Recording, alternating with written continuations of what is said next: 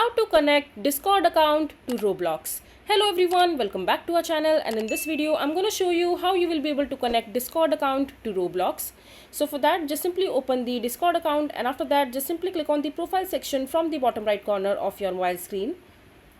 And over here under the profile section, you will be able to see the settings option at the top right corner of your mobile screen.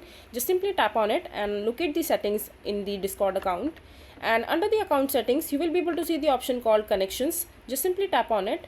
And now just tap on the add section from the top right corner again, and over here you will be able to see a bunch of different applications that you can connect with your Discord account.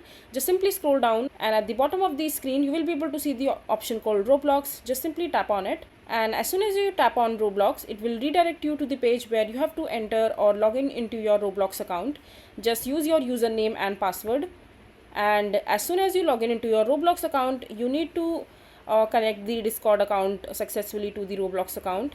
And to do that, and now you just have to click on the continue. Just scroll down till the bottom of the page and click on continue over here, and just confirm your action while clicking on continue again, and your Discord account will be connected to your Roblox account quite successfully.